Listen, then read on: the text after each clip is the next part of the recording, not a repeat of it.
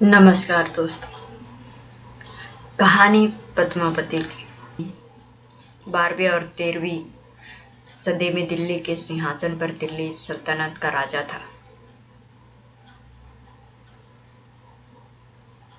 सुल्तानत ने अपनी शक्ति बढ़ाने के लिए कई बार मेवाड़ पर आक्रमण किया।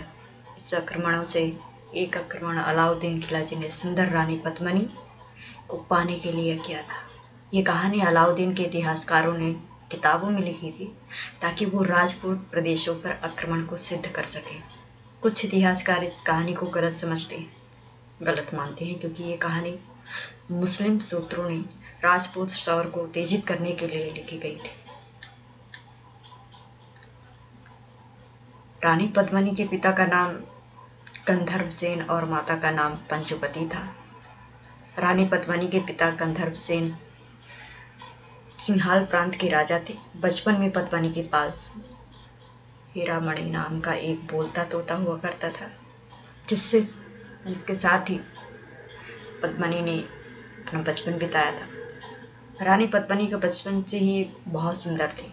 बड़ी होने पर उसके पिता ने उसका स्वयंवर आयोजित किया। इस स्वयंवर में उसने सभी हिंदू राजाओं और राजपूतों को बुलाया।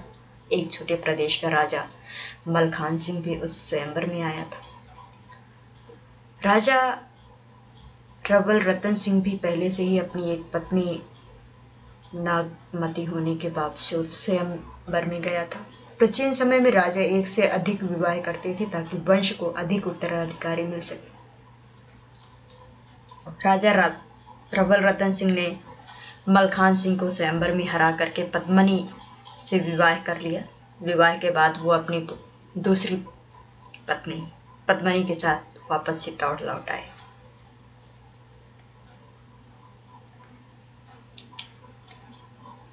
उस समय चित्तौड़ पर राजपूत राज प्रबल रतन सिंह का राज था। एक अच्छे शासक और एक पति होने के अलावा रतन सिंह कला के संरक्षक भी थे। उनके दरबार में कई प्रतिभाशाली लोग थे, जिनमें से राघव चेतन संगीतकार भी एक था। राघव चेतन के बारे में लोगों को ये पता नहीं था कि वो एक जादूगर भी है। वो अपनी इस बुरी प्रतिभा का प्रयोग दुश्मन को मार गिराने में करता था। एक दिन राघव चेतन का बुरी आत्माओं को बुलाने का कृत्य रंगे हाथों पकड़ा गया। इस बात का पता चलते ही प्रबल रतन सिंह ने उग्र होकर के उसका मुंह काला करवाकर और गधे पर बैठा करके पूरे राज्य में घुमाया। रतन सिंह की इस कठोर सजा के कारण राघव चेतन उसका दुश्मन बन गया। अपने अपमान से नाराज होकर के राघव चेतन दिल्ली चला गया, जहां पर वो दिल्ली के सुल्तान अलाउद्दीन खिलजी चित्तौड़ पर आक्रमण करने के लिए उकसाया। दिल्ली पहुंचने पर राघव चेतन दिल्ली के पास एक जंगल में रुक गया, जहां पर सुल्तान अक्सर शिकार के लिए आया करते थे। एक दिन जब उसको पता चला कि सुल्तान का शिकार दल जंगल में प्रवेश कर रहा है, तो राघव चेतन ने अपनी बांसुरी से मधुर स्वर निकालना शुरू कर दिया। जब राघव चेतन की बांसुरी में मधुर स्वर सुल्तान के शिकार दल तक पहुंचे तो सभी इस विचार में पड़ गए कि इस घने जंगल में इतनी मधुर बांसुरी कौन बजा सकता है। सुल्तान ने अपने सैनिकों को बांसुरी वादक को ढूंढने को कहा। जब राघव चेतन को उसके सैनिकों ने अलाउद्दीन खिलजी के समकक्ष प्रस्तुत किया तो सुल्तान ने उसकी प्रशंसा करते हुए उससे अपने दरबार में आने को कहा। चालाक राघव चेतन ने उसी समय राजा से पूछा कि आप मुझ जैसे साधारण संगीतकार को क्यों बुलाना चाहते हैं, जबकि आपके पास तो सुंदर वस्तुएं हैं। अलाउद्दीन खिलजी के इतिहास के बारे में तो आप सभी जानते हैं। राघव चेतन की बात न समझते हुए खिलजी ने साफ साफ बताने को कहा। राघव चेतन ने सुल्तान को रानी पद्मिनी का बखान किया, जिसे सुनकर के खिलजी वासना से जाग उठा। अपनी राजधानी पहुंचने के तुरंत बाद उसने अपनी सेना को चित्तौड़ पर आक्रमण करने को कहा, क्योंकि उसका सपना उस सुंदर रानी तक पहुंचने का था।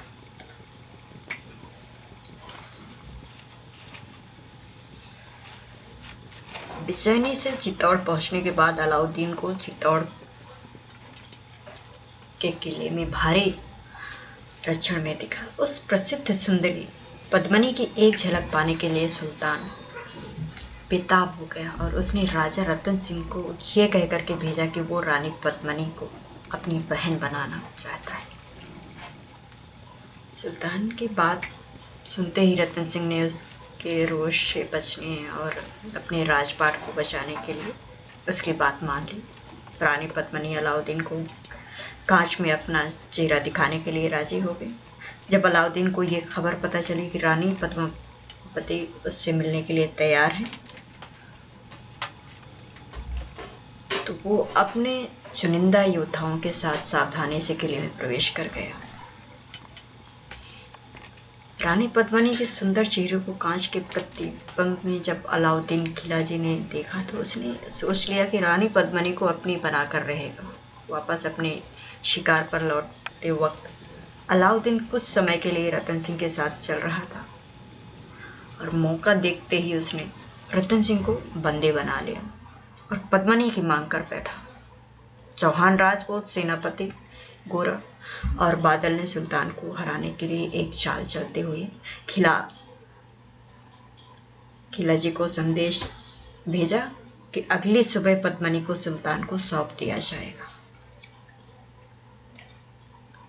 अगले दिन सुबह भोर होते ही 150 पलकियों के साथ खिलजी के शिविर की तरफ रवाना की गई। पलकियां वहां रुक गईं जहां रतन सिंह को बंदी बनाया गया था। पलकियों को देखकर रतन सिंह घबरा गए।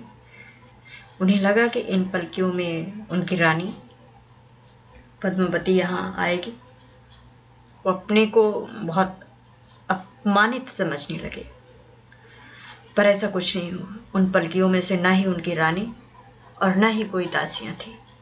अचानक उनमें से सशस्त्र सैनिक निकले और रतन सिंह को छुड़ा दिया। खिलजी के अस्तबल से घोड़े चुरा करके तेजी से घोड़ों पर किले की ओर भाग गए। गोरा इस मुठभेड़ में मारा गया, जबकि बादल रतन सिंह को सुरक्षित किले में पहुंचा दिया। जब सुल्तान को पता चला कि उसकी योजना नाकाम हो गई, सुल्तान ने गुस्से में आकर के अपनी सेना को चित्तौड़ पर आक्रमण करने का आदेश दिया। सुल्तान की सेना ने किले में प्रवेश करने की कड़ी कोशिश की, लेकिन नाकाम रहा। अब खिलजी ने किले की घेराबंदी करने का निश्चय किया। ये घेराबंदी इतनी कड़ी थी कि किले में खदाय आपूर्ति धीरे धीरे समाप्त हो गई। अंत में रतन सिंह ने दरवाजा खोलने का आदेश दिया और उसके सैनिकों से लड़ते हुए रतन सिंह वीरगति को प्राप्त हो गए। ये सुनकर रानी पद्मावती ने चिंता जाहिर की।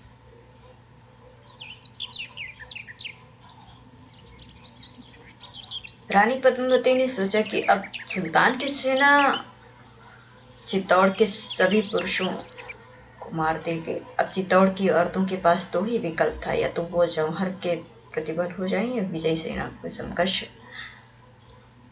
अपना निरादर सही। अपनी आबरू बचाने के लिए रानी पद्मिनी ने किया जौहर। सभी महिलाओं का पक्ष जौहर की तरफ था। एक विशाल चिता जलाई गई और रानी पद्मिनी के बाद चित्तौड़ की सारी औरतें उसमें कूद गईं और इस प्रकार दुश्मन बाहर खड़े देखते रह गए। अपनी महिलाओं की मौत पर चित्तौड़ के पुरुष पास जीवन में कुछ भी नहीं बचा था। चित्तौड़ के सभी पुरुषों ने प्रदर्शन करने का प्रण लिया, जिसमें से प्रत्येक सैनिक केसरी वस्त्र और पगड़ी पहन करके दुश्मन सेना से तब तक लड़ते रहे जब तक कि वो सभी खत्म नहीं हो गए। विजय सेना ने जब किले में प्रवेश किया तो उनको केवल राख और हड्डियां मिली।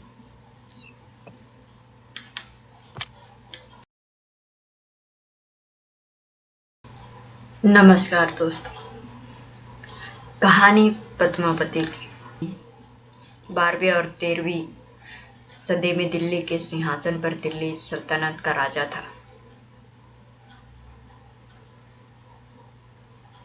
सुल्तानत ने अपनी शक्ति बढ़ाने के लिए कई बार मेवाड़ पर आक्रमण किया। इस आक्रमणों से एक आक्रमण अलाउद्दीन खिलजी ने सुंदर रानी पद्मिनी को पाने के लिए किया था। ये कहानी अलाउद्दीन के इतिहासकारों ने किताबों में लिखी थी ताकि वो राजपूत प्रदेशों पर आक्रमण को सिद्ध कर सके। कुछ इतिहासकार इस कहानी को गलत मानते हैं क्योंकि ये कहानी मुस्लिम सूत्रों ने राजपूत शौर को उत्तेजित करने के लिए लिखी गई थी।